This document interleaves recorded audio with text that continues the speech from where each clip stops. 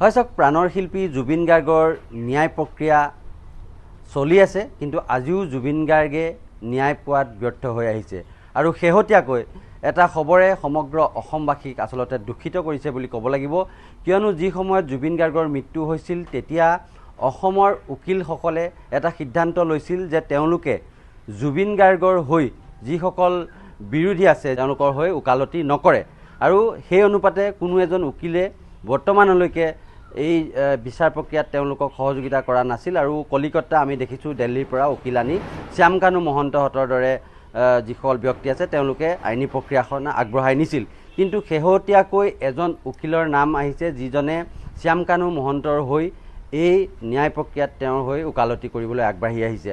আৰু শেহতীয়া খবৰ অনুসৰি সেই যিজন উকিল তেওঁ শিৱসাগৰ যি বাৰ এছ'চিয়েশ্যনৰ তাৰ এজন সদস্য বুলি আমি জানিব পাৰিছোঁ। আমাৰ সৈতে শিৱসাগৰ বাৰ এছ'চিয়েশ্যনৰ এজন সদস্য আছে, তেওঁৰ পৰা আমি জানিম তেখেতে যিহেতু ফেচবুক লাইভত যথেষ্ট ক্ষোভ উজাৰিছিল। মই আপোনাৰ ওচৰলৈ আহিছোঁ। প্ৰথমতে এটা কথা ক'ব লাগিব যে আপোনালোকৰ অসমৰ উকিলসকলে এটা সিদ্ধান্ত লৈছিল যে শ্যামকানু মহন্ত এইসকলৰ হৈ আপোনালোকে ওকালতি নকৰে, আহ্বান জনাইছিল বাকী উকিলসকলকো। কিন্তু শেহতীয়াকৈ এজন উকিল আহিছে, নামটো কি আছিল তেখেতৰ? প্ৰাণ বৰাই ওকালতি কৰিছে শ্যামকানু মহন্তৰ হৈ। এই মুহূৰ্ত আপোনাৰ ফেচবুক লাইভ দেখিছিলোঁ, আপুনি এজন অসমীয়া হিচাপে ক্ষোভ উজাৰিছিল, কি ক'ব এই মুহূৰ্তত? আচলতে আমাৰ উকিল যিটো অসমৰ উকিল মানে সমাজ আছিলে, অধিবক্তা সমাজ, তেওঁলোকে এটা আহ্বান জনাইছিল। আৰু আপোনালোকে জানে জুবিন গাৰ্গৰ যিটো মৃত্যু, এই মৃত্যুটো সঁচাকৈ এটা আমাৰ জাতীয় আৱেগ হিচাপে ইতিমধ্যে প্ৰতিষ্ঠিত হৈছে। গতিকে তেনেকুৱা এটা জাতীয় আৱেগ অনুভূতি থকা বিষয়বস্তুত যিটো আহ্বান উকিল সমাজে জনাইছিলে যে আমি তাৰ পৰা ওকালতি কৰাত বিশেষকৈ অপৰাধী বা বিচাৰাধীন লোকসকলৰ হৈ আমি মানে ওকালতি কৰিব নালাগে।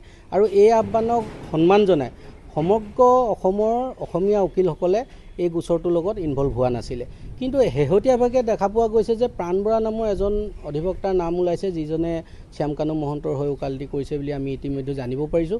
আৰু এটা তাতকৈ ডাঙৰ বিতৰ্কলৈ আহিছে যে তেওঁ হৈছে শিৱসাগৰ আমাৰ যি বাৰ এছ'চিয়েশ্যন, শিৱসাগৰ বাৰ এছ'চিয়েশ্যনৰ এজন সদস্য বুলি ইতিমধ্যে গম পোৱা গৈছে। হয়, আমিও জানো তেওঁ সদস্য, শিৱসাগৰ অধিবক্তা সন্থাৰ এগৰাকী সদস্য।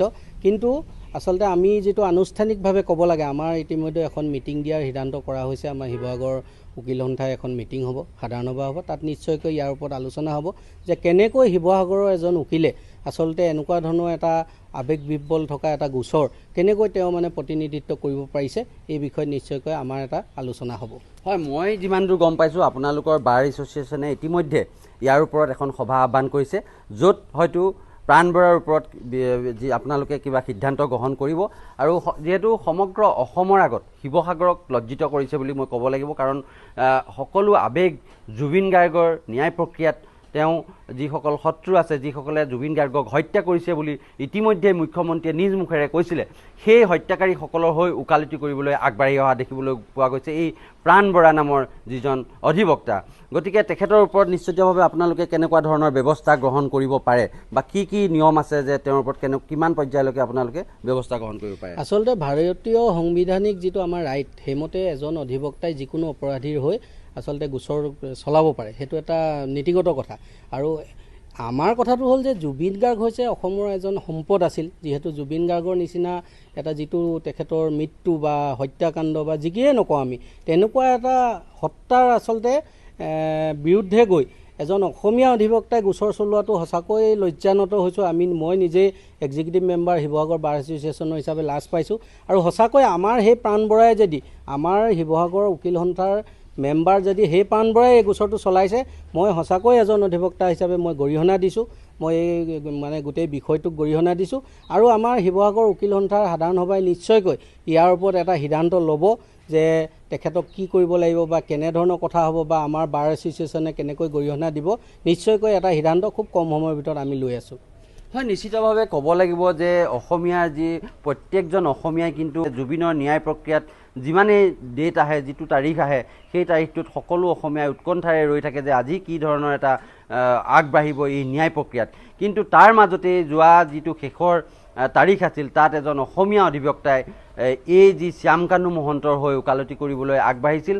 গতিকে শিৱসাগৰ সকলো উকিলে এতিয়া দূষিত হৈছে, কিয়নো তেওঁলোকে পূৰ্বতেই সিদ্ধান্ত গ্ৰহণ কৰিছিল যে এইসকল জাতিৰ শত্ৰু হৈ তেওঁলোকে কেতিয়াও ওকালতি নকৰে, কিন্তু শেহতীয়াকৈ শিৱসাগৰৰ এজন অধিবক্তাই এই যি প্ৰক্ৰিয়াটোত সোমাই পৰাৰ বাবে সকলোৱে দুখ প্ৰকাশ কৰিছে আৰু তেওঁলোকে অতি সোনকালে সকলো শিৱসাগৰ জিলাৰ উকিল সন্থা একত্ৰিত হৈ কিবা এটা ব্যৱস্থা গ্ৰহণ কৰাৰ চেষ্টা অব্যাহত ৰাখিছে।